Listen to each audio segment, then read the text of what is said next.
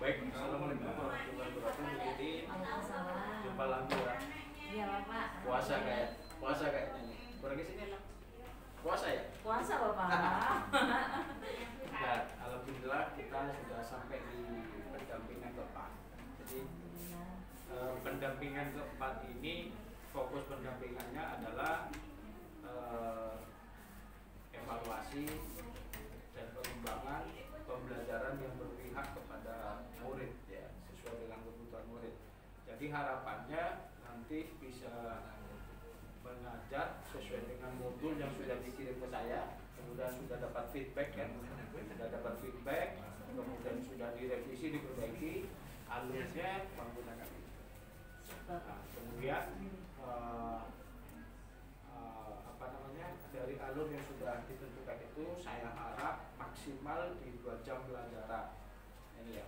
Nah, kita sekarang pra observasi ini ingin memastikan pertama kelengkapan dokumennya ya, kemudian yang kedua saya ingin Bu Titin itu ceritalah 1 bulan terakhir pengalamannya di modul 2.3 seperti apa. Baik Pak. Pengalaman di kelas atau pengalaman mengerjakan modul 2.3 di LMS lah. modul 2.3 itu Belajar tentang apa saja maksud saya. ya, tentang ada beberapa hal ya Pak ya. Yang pertama saya juga di sana belajar tentang diferensiasi ya Pak ya. Coaching kan? Coaching, kemudian supervisi akademik. Oke.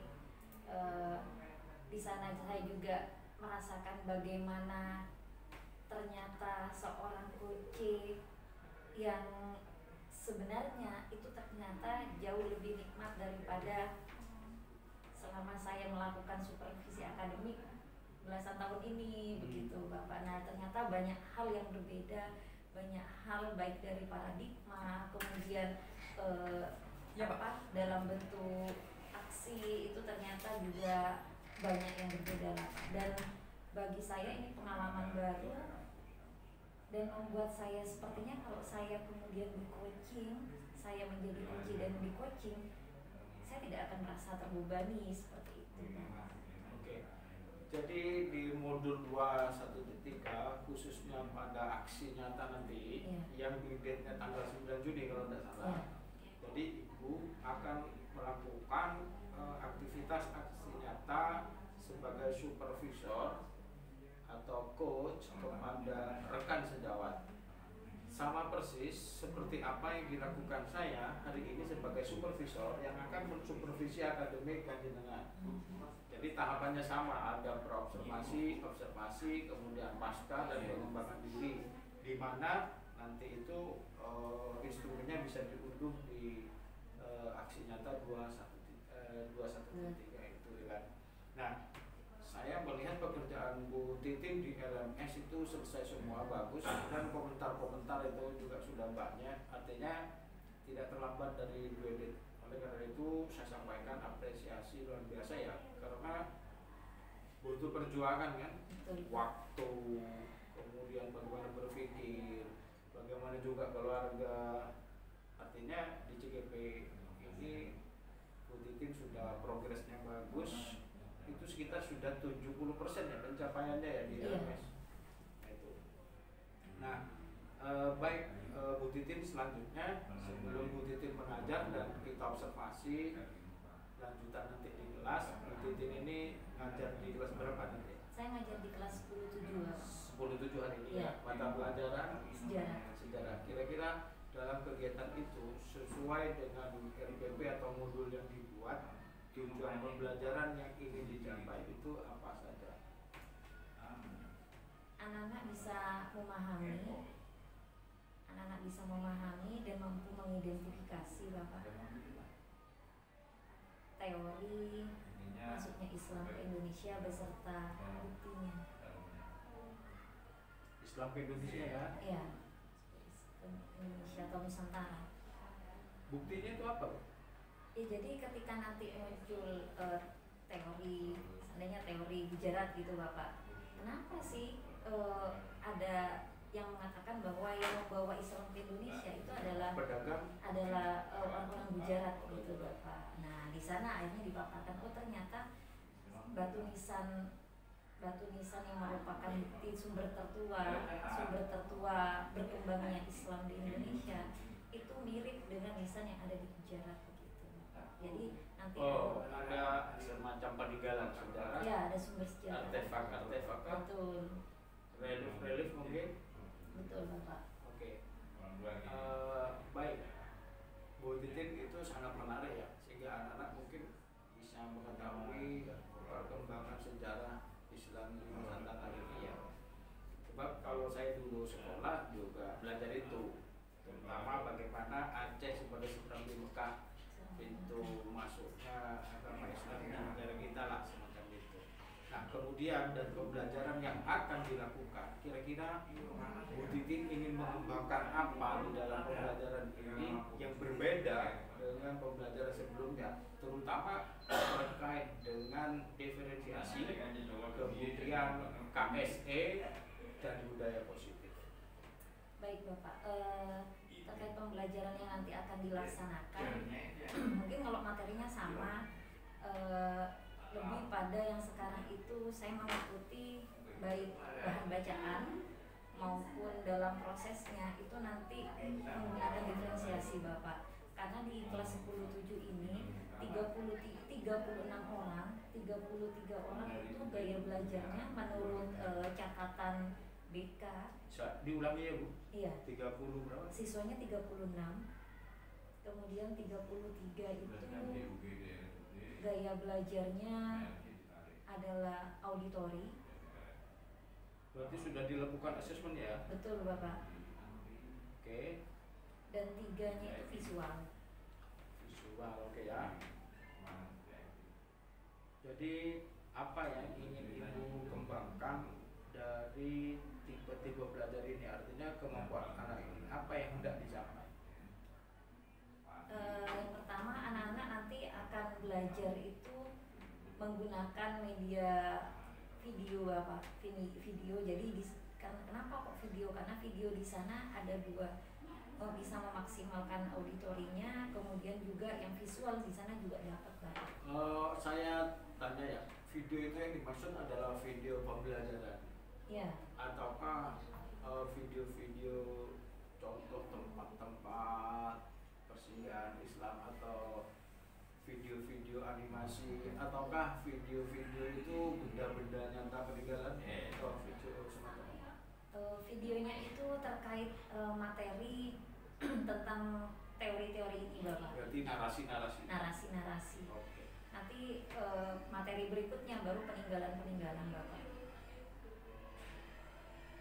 Peninggalan itu contoh ya? Ya, peninggalan itu kan bukti bahwa keberadaan Islam.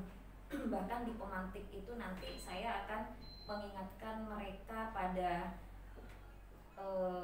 beberapa peninggalan masuknya Islam di Sumeneb. Jadi saya akan menanyakan, ada yang bisa menyebutkan sumber sejarah masuknya Islam di Sumeneb yang bisa kita nikmati hingga sekarang. Anak-anak apakah bisa membayangkan bahwa Masjid Agung yang merupakan landmarknya Sumeneb itu merupakan sumber sejarah? Karena khawatir mereka tidak paham itu gitu loh. Oke, dalam konteks untuk memunculkan kompetensi siswa dari gaya belajar yang berbeda, bisa saja atau apa saja yang ingin Bu Titin kembangkan dari kemampuan siswa. Misalnya ada pengelompokan, ada presentasi, ada diskusi kah, atau kemampuan apa lagi yang akan dikembangkan dari siswa? Nah, saya akan menerapkan jigsaw di sini Bapak. Jigsaw ya? Iya, jigsaw. Jadi saya bagi secara heterogen dulu anak-anak karena mayoritas ini dimiliki oleh auditori. Jadi yang 3 orang ini langsung include pada teman-temannya. Jadi saya bagi secara heterogen.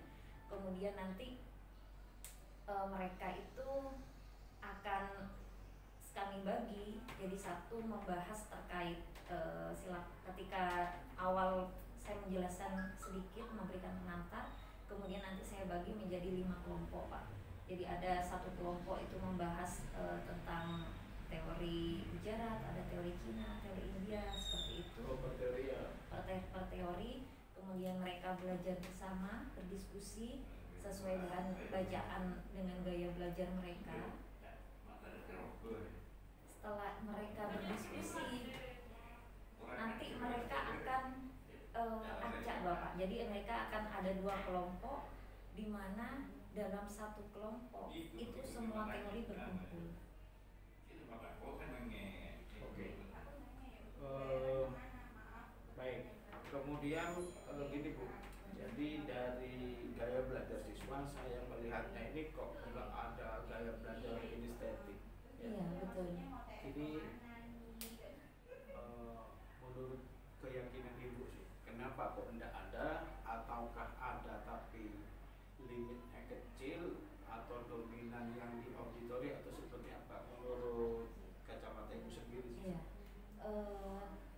Kemarin saya juga 2 minggu yang lalu sih Pak, saya meminta data buku terkait hasil asesmen yang dilakukan oleh pihak luar yang bekerja sama dengan SMADA terkait dengan gaya belajar anak-anak. Nah kami baca di sana.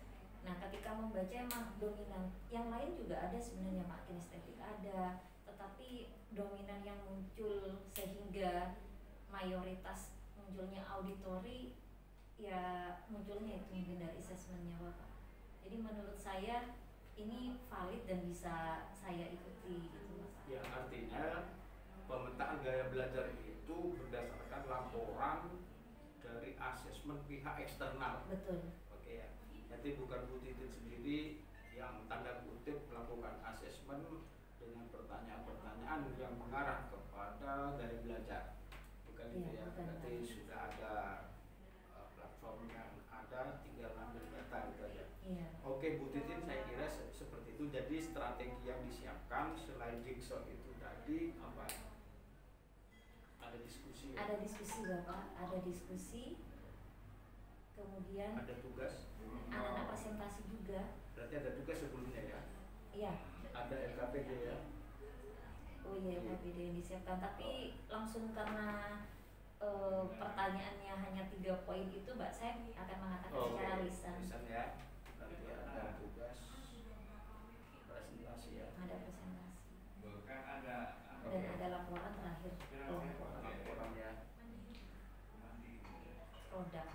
Saya ingin meminta bahwa nanti ya tidak harus semua siswa presentasi, tidak sekelompok ya, tetapi bagaimana jika ada satu yang presentasi itu ada interaksi dengan siswa lain, ada tanya jawab, ada sanggahan, sebab ada 3 kriteria penilaian nanti di observasi. Yang pertama lingkungan belajar, modifikasi lingkungan belajar. Kemampuan CGP itu memodifikasi lingkungan ini bagaimana menjadi kondusif, terserah CGP ya, memanfaatkan lingkungan yang ada. Yang kedua itu proses pembelajaran, penggunaan strategi, kemudian teknik, scaffolding dan lain sebagainya. Yang ketiga itu asesmen, itu juga harus muncul. Oleh karena itu seperti yang diketahui bahwa instrumen itu nanti sifatnya sudah aplikasi, saya tinggal ngisi di laptop, nilainya akan keluar. Oleh karena itu dipastikan semua indikator itu bisa dilakukan dengan baik. Satu catatan dari saya Bu, sebelum kita ke kelas ya. Jigsaw itu termasuk sudah model yang lama. Betul. Sudah termasuk model kooperatif yang sangat lama. Bahkan kalau saya jadi dosen, jigsaw itu sudah kita tolak ya. Tetapi sekarang dimanfaatkan, tidak apa-apa. Saya harap ada pembaharuan, modifikasi. Ada di situ satu terobosan baru bagaimana jigsaw itu lebih hidup. Saya harap di kelas seperti itu. Karena nanti dipantau, di samping saya akan mencatat, juga akan kita record full pelajaran, gitu ya. Baik Ibu, terima kasih atas kerjasamanya.